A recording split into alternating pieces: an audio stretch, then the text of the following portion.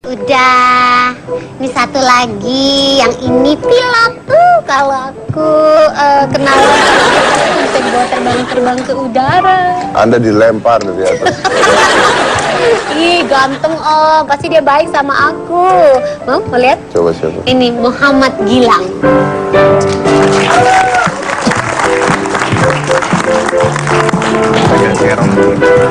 Wes, nggak tahan lihat kumisnya itu. Iya. Anda kalau gemukan dikit kayak Mas Adam. Kumisnya asli. Asli. Oh, kirain tempelan. Iya. Luar biasa. Aduh, Pak Pilot. Jadi dia ini katanya masuk ke, jadi ada Instagram kumpulan pilot-pilot ganteng. Waduh. Wow. Iya, saya baru tahu ada Instagram kumpulan pilot-pilot ganteng. Lu kayaknya mesti bikin deh chef-chef ganteng. Ganteng ya kali ya? Iya dong. Dokter ganteng harus bikin. Itu beneran ada Instagram. Ada itu, cuman nggak tahu itu adminnya siapa. Pokoknya saya diambil fotonya dari Instagram saya tuh, terus di tag gitu foto saya. Nah, Anda kok bisa diambil fotonya pada saat apa? Enggak, maksudnya foto yang di dalam Instagram saya. Jadi dia ngambil dari Instagram, lu ditaruh di tempat Iya, dia. betul sekali. Namanya pilot-pilot ganteng. Wih, luar biasa. Ganteng gak? Kenapa? Ganteng gak? Ya saya mana bisa menilai, saya juga cowok. Ya tadi bilang dokter Rizal aja ganteng. Karena kalau tadi chef tadi begitu nyobain makanannya, wih, terasa bahwa apa namanya ini memang luar biasa. Makanya saya puji, wah ganteng nih. Kalau dokter Risa waktu itu pernah ketemu saya kan, kita pernah ngobrol-ngobrol, kita sama-sama suka olahraga, wih kelihatan nih, oke nih. Kalau dia belum buktiin dia bisa terbang sekarang. Wah, oh ini. Oh di bawah-bawahnya. Coba. Oh. Aduh Kak Gilang katanya, ganteng banget dah ah. Gilang, Iya. manggilnya apa ya? Usia dulu berapa? Ya, usia aku pengen panggil Gilang-Gilang aja. Masih Usia- umurnya berapa ya? Usia 20 tahun. Oh berarti Gilang panggilnya. Iya benar. 20 tahun. Itu dari lulus SMA langsung Iya, sekolah langsung penerbangan. langsung ambil sekolah pilot. Sempat kuliah dulu sih 2 semester, lalu langsung ambil sekolah pilot. Kok masih 20 aja ya umurnya? Berarti muda banget waktu itu sekolah. Mau 21 sih, tahun ini 21, belum ulang tahun aja. Oh belum, kapan sih ulang tahunnya? Ngapain lu nanya-nanya? Kalau misalnya dia ulang tahun deket-deket, aku bisa kasih kado atau apa gitu ya kan? Ya udah tuh jawab. 28 November. 28 November, ya ampun bulan kita sama.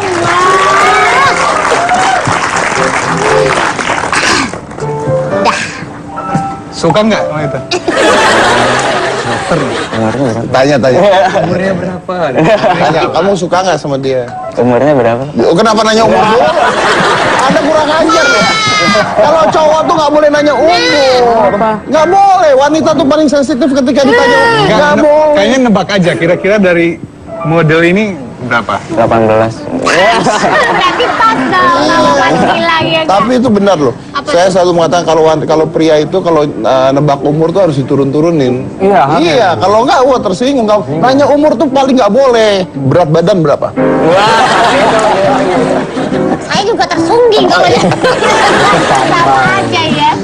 Oke. Tapi sekarang udah terbang kemana aja? Sudah ya ke seluruh kota di Indonesia. Kalau keluar paling ke Singapura, Kuala Lumpur. Oke, tadi dokter mengatakan lagi mau berjuang tentang kesejahteraan para dokter. Karena dengan adanya putusan yang baru, dokter tuh jadi sedikit banget ya pendapatannya ya. Benar. Nah, kalau pilot, berapa sih pendapatannya? Pendapatannya ya Biasanya hitungan per kilometer. enggak per jam ada kan ada 3. Oh, hitungan per jam? Iya. Oh, berarti kalau lu mau dapat banyak, lu putar-puterin aja di atas. Kasian ke Semarang 40 menit masa dibikin Kenapa jadi kesian 3 jam? pasiennya sih? Kasian, ya Allah. Anda dari oh, lihat kan, lagi stres. Hitungan per jam. Per jam. Berapa duit per jam? Ya pokoknya kalau total sebulan rata-rata sih ya bisa beli 2 motor matic lah. Wah, Dua motor metik Cina atau dua motor metik mana nih? Ya buatan Jepang. Oh, buatan Jepang. kalian berarti gajinya gede jadi pilot. Anda jadi pilot udah berapa lama? Dari mulai sekolah pilot tuh 2 tahun setengah. Dua tahun setengah. Berarti sudah sekitar 54 motor Anda punya ya? Kan sekolah, jadi pilotnya 2 tahun, apa sekolahnya? Sekolahnya setahun setengah, baru jalan di maskapainya. Oke, saya mau tanya satu-satu nih. Sebagai chef, pernah tidak dimaki-maki orang karena makanan lu nggak enak? Kalau dimaki-maki orang itu nggak pernah. Komplain? Komplain ya ada, biasanya itu kalau misalnya itu, tapi nggak secara langsung ya. Biasanya itu per tim sih, jadi kita kan di kitchen itu bukan individual, tapi per tim. Tapi biasa komplainnya itu mungkin karena misalnya kayak steak ya, tingkat kematangannya, apa yang kayak gitu. Kalau soal rasa sih jarang ya. Kalau diomelin sama kepala chef ya, wah sering banget. Karena? Ya karena kesalahan kita, misalnya kayak kita nggak baca, itu kan sebenarnya ada kayak pengumuman ya. Itu dia, misalnya ada event buat jam berapa, harus siapin apa aja, itu pasti ada di kayak mading gitu. Ya, sedangkan kalau misalnya salah baca dan kita udah prepare, sedangkan eventnya buat nanti malam, kan sayurannya jadi nggak segar lagi. Itu saya udah masak semua waktu itu pertama kali.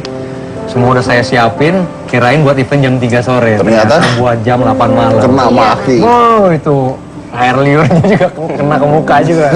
Ya usah aja ya biar mulus. Ya, tapi belajar ya, intinya belajar ya. Ya, justru sebenarnya kalau pas pertama kali kerja itu kan, itu lumayan sih gajinya itu bener-bener tipis. Itu kayaknya saya gaji sebulan tuh buat kredit 1 bulan motor Jepang. Gitu. Tapi di situ jangan jadiin rugi. Tapi itu adalah pembelajaran. Ya, supaya nggak jadi rugi, makanya kita harus belajar bener-bener gitu loh, untuk naik terus stepnya ke atas. Kalau dokter, pernah tidak misalnya mengalami hal dalam praktek, misalnya salah ngasih obat, gitu, salah nyuntik? Oke. Praktek dong. Alhamdulillah selama ini ya, waktu saya kalau buka praktek yang untuk pengobatan di luar itu belum pernah. Saya nggak ambil untuk buka praktek di luar, tapi pada saat pendidikan kan kita praktek juga. Emang pada saat waktu kita pendidikan, karena mungkin kita pendidikan dan jasnya berbeda daripada jas-jas residen atau dokter senior, biasanya pasien-pasien yang kita tanganin itu, biasanya keluarganya lebih emosi gitu. Jadi pada saat kita nanganin ini, padahal udah emang tugas kita gitu loh, ngejagain, terus ngasih jadwal suntik, dan biasanya mereka, "Dok, kok ini belum gini, mana dokter seniornya?" gitu loh. Akhirnya, ya tugas kita sebenarnya cuma bukan ngobatin aja pada saat itu gitu. Jadi akhirnya kita jadi nasehatin pasien, "Ibu ini masing-masing pasien beda," gitu. Kalau dia bilang, "Loh, kok saya di sini nggak diperlakukan kayak yang di sana," gitu. Saya bilang, "Sebenarnya Bu, kita maunya sama, cuman kan kita ada kebijakan." Jadi lebih banyak nenanginnya sih. Apalagi kalau kondisi makan ya, pada saat itu mungkin hanya pada saat itu atau memang jarang kali. Tapi kalau kita kan pasti keluarga pasien kan khawatir kan. Saya khawatir dengan proteksinya lebih lagi gitu. Apalagi kalau mereka melihat kita yang masih dalam pendidikan gitu. Cuman maksud kita nggak pernah ada dokter yang mau mencelakakan pasien, itu nggak pernah ada gitu. Ya pasti. Kalau pilot pernah tidak mengalami masalah di udara? Kalau untuk sewaktu di maskapai sih belum pernah ya. Jangan sampai lah. Tapi kenapa memilih jadi pilot? Waktu lulus SMA tuh saya kepikiran yang terlintas apa ya, kerjaan yang pendidikannya cepat, terus waktu kerja hasilnya besar, penghasilannya besar. Saya cari-cari, ternyata pilot. Dan itu pun biaya sekolahnya pun tidak murah kan. Hampir sekitar sekarang tuh 700 jutaan. 700 juta? Iya. Wow. Itu untuk sekolah 1,5 tahun tadi itu? Iya. Wow. Cuman saya nggak mau menyulitkan orang tua, jadi saya cari beasiswa, dapat beasiswa 90%, jadi saya cuma bayar 50 juta untuk sekolah. Kenapa bisa dapat beasiswa dari mana? Waktu itu ada program gitu di internet, saya lagi searching gitu. Tapi akhirnya masuk karena beasiswa juga. Iya. Jadi bayar berapa? 50 juta. 50 juta. Tapi sekarang sudah jadi pilot, penghasilannya bisa seperti itu ya. Iya. Wow, berarti untung banget. Oke, baik, kita lanjut lagi saat ini, jangan mana-mana, tetap di Hitam Putih. Jadi waktu itu sih sempat disuruh kuliah itu bisnis. Wah, saya paling benci sama namanya akuntansi. Jadi ya udah, setelah itu saya nggak kuliah, akhirnya justru nginep di tempat teman. Dan teman saya itu kebetulan merupakan chef.